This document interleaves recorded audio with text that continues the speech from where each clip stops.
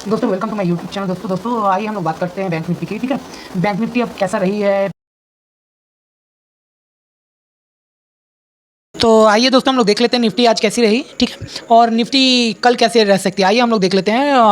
Actually दोस्तों जो Nifty है, ठीक है, वो क्लोज दी देखो एक रेड कैंडल। ठीक है, रेड कैंडल, लेकिन फिर भी इस कैंडल के ऊपर क्लोज दी है। ठीक है, और निफ्टी वैसे अच्छा है। मैं आपको बोला था कि निफ्टी हो सके ये गैप को फिल करेगी। ये देखो ये गैप को, तो वो गैप को ही फिल की है। ठीक है, लेकिन वो पूरी जो गैप को है पूरा फिल नहीं कर पाई। अगर निफ्टी मान लो, जो आपको मैं आज बताया था, ठीक है, लाइव मार्केट में भी बताया था कि अगर मान लो निफ्टी 24,672 से 90, 24,700 मान लेते हैं, 700, ठीक है, 24,700 अगर क्रॉस करती है निफ्टी, ठीक है, तो वो 700 नहीं, 700 आप 17 रखो। ठीक है, 24,717 अगर क्लोजिंग देती है या फिर उसके ऊपर जाती है तो मार्केट वो करीब करीब कितना जा पाएगी, वो तो करीब करीब 850 तक चली जाएगी निफ्टी। ठीक है, तो जैसा कि हम लोग देख रहे हैं दोस्तों, देखो ये एक ऐसा कैंडल फॉर्म किया है। कल में भी एक गैप अप होके में भी कल दो क्राइटेरिया, कल दो तरह का मतलब हो सकता है सिचुएशन। एक, या तो गैप अप खुल जाए और ये जो देखो ईएमए ये छोड़ दिया है। ठीक है, ये ईएमए छोड़ चुकी है, तो ईएमए छोड़ने से क्या होता है, नीचे आती है मार्केट। ठीक है, तो कल ये हो सकता है पॉसिबिलिटी कि ये गैप अप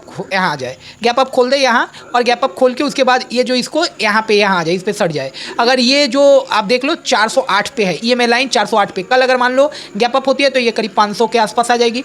तो फिर आप समझ लो कि कल अगर यहाँ पे मान लो ये गैप अप खुलती है और खुल के अगर इसको क्रॉस करती है कल कल अगर इसको क्रॉस करती है 638, तो आप सोच लेना कल का जो दिन होगा वो करीब करीब 750 तक, 800 तक कल जा सकती है निफ्टी। ठीक है, तो दोस्तों आपको ये बता दिया। लेकिन हाँ, ये भी पॉसिबिलिटी है कि देखो ये भी एक क्या किया है, यहाँ पे ईएमए छोड़ चुकी है, तो मे भी ये भी पॉसिबिलिटी है कि कल एक गैप डाउन खुल जाए। गैप डाउन खुल के 400 के पास से फिर वो फिर उठाए, 400 के पास यहाँ ऐसे खुल जाए, 400 450। लेकिन ये जो आपको मैं बता रहा हूँ, ठीक है, ये सिचुएशन, दोनों सिचुएशन हो सकती है, एक गैप अप और एक गैप डाउन। तो आपको दोनों सिचुएशन के लिए तैयार रहना पड़ेगा। अगर मान लो गैप डाउन होती है तो आपको क्या करना है, वहाँ पुट लेना है, नहीं लेना है, वहाँ वेट करना है, और वेट करके हम लोग को देखना है कि कितना वो लो लगाती है। अगर मान लो 350 के ऊपर अगर रही, ठीक है, 400 के ऊपर वो होल्ड करना चाहिए। 400 के ऊपर वो अगर रही तो फिर कोई दिक्कत नहीं है। आपको मे भी पॉसिबल है कि ये 390 या 88, 388 ये आप रख लो अपने दिमाग में, बिल्कुल फिट कर लो। 388 को ना तोड़े और वो आराम से नीचे आए। अगर गैप डाउन भी खुले तो वहाँ से फिर वो ऊपर कर देगी। ठीक है, ये पॉसिबिलिटी है।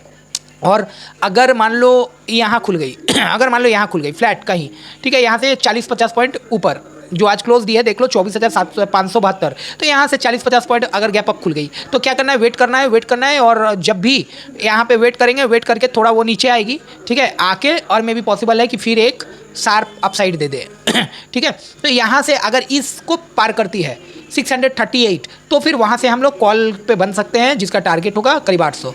ठीक है, 638 भी आप छोड़ दो, 650 रख लो, 650 बिल्कुल आपका 650 अगर क्रॉस करे तो वहाँ से आप लेके बैठ सकते हो। लेकिन उसके बाद आपको ध्यान रखना पड़ेगा कि 717 में एक छोटा रेजिस्टेंस है, वो 717 को क्रॉस कर जाए। ठीक है, इस टाइप का आपको, क्योंकि उससे पहले आपकी प्रॉफिट आ जाएगी, उसकी पहले आपको क्या होगा, अगर ये 638 इसके ऊपर अगर जाती है तो उम्मीद है 715 तक आपको मतलब करीब करीब 60-70 पॉइंट मिल जाएगा।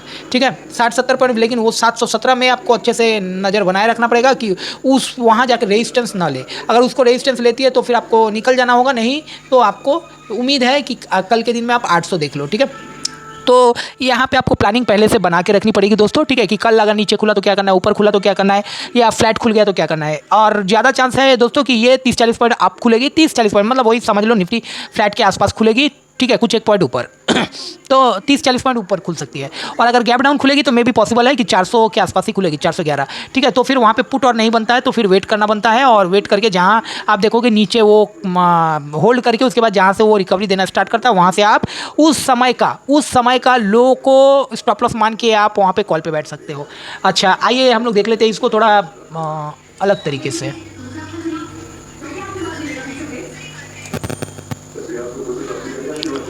तो दोस्तों कल ये पॉसिबिलिटी है जो आपको मैं बोला, ठीक है, आइदर वो गैप डाउन हो जाए या आइदर वो गैप अप हो जाए, तो ये पॉसिबल है। और आपको मैं बता दूं कि कल आप 800 पॉसिबल है, 800 से भी 800 देख लो। ठीक है, ये पॉसिबल है, कल 800 आप हाँ दोस्तों, तो ये पॉसिबिलिटी है कि ये 800 आप देख लो कल निफ्टी में, ठीक है।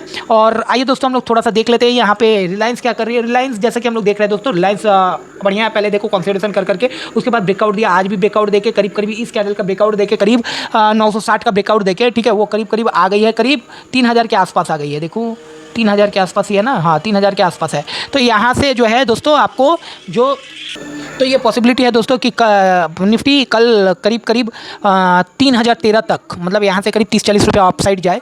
लेकिन एक बात आपको बताऊँ दोस्तों, देखो ये जो यहाँ से अगर मान लो मैं एक ये ड्रॉ कर रहा हूँ, ठीक है, ये देखो ये क्या है, तो ये ब्रेकआउट करके ऊपर गई है, ठीक है, और होल्ड भी की है। तो इसके लिए क्या हो सकता है, जो अगला टारगेट हम लोग का हो सकता है 3050 के पास, 3050 के पास। ओके, तो दोस्तों अगर वीडियो अच्छा लगा तो काइंडली एक लाइक और सब्सक्राइब जरूर करें, ठीक है।